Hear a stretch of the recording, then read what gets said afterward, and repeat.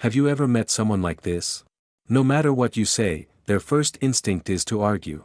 They can't come up with a better point themselves.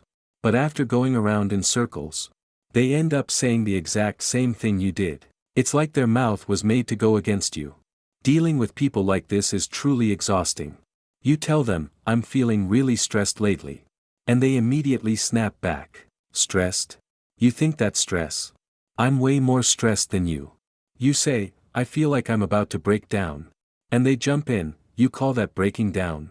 I'm the one who's actually falling apart." Even when you casually say, "The weather's nice today," they'll say, "Nice? It's unbearably hot." You mention, "I don't like coffee, it's too bitter."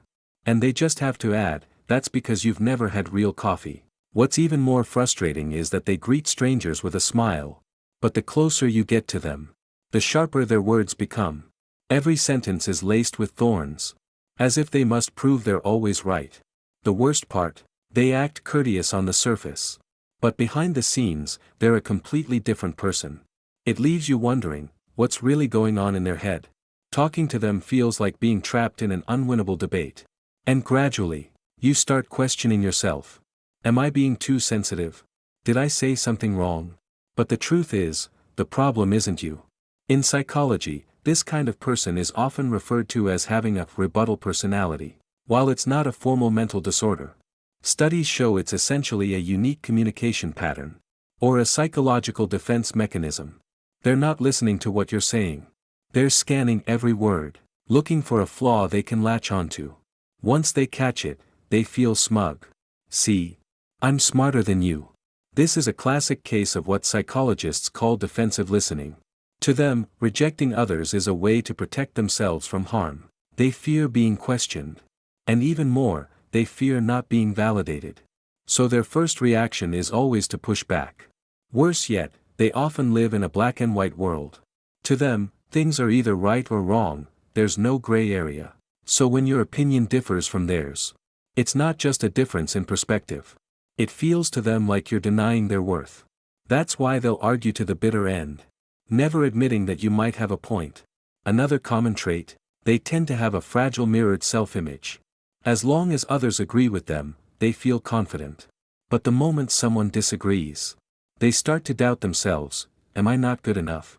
So their endless arguing is just a desperate attempt to prove, I didn't lose. Many people with rebuttal personalities grew up in strict or authoritarian households, where parents were always right and kids had to obey. Over time, they internalized a single thought: when I grow up, I'll be the one who gets to decide. And so, when they finally do grow up, all those repressed feelings come flooding out, especially onto the people closest to them. As psychologists say, where there is fear, there is defense. Their greatest fear? Being told they're wrong. So they strike first, dismissing others before others can dismiss them. That's why, when you meet someone with a rebuttal personality, you don't need to drag yourself into that endless spiral. So what can we do to protect ourselves? First, when they immediately contradict you, don't rush to fight back. Instead, remind yourself silently: they're not attacking me personally. They're trying to protect themselves. Often, the most peaceful approach is to let it slide. Simple phrases like, sure, you're right, okay, can work wonders. Because the more you explain, the more they want to keep arguing. Some people really aren't worth your energy. Second, try ending the conversation early. If you notice their emotions escalating, don't keep pushing through.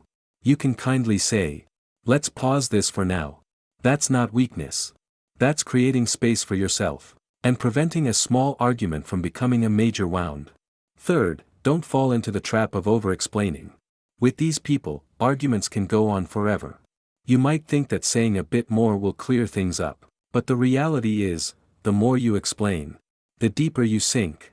Remember, relationships aren't battlefields. You don't need to win an argument to prove your worth. Those who love to argue are just fighting their own inner fears, but that's not your burden to carry. May you learn to protect your peace. Step away from the people who drain you.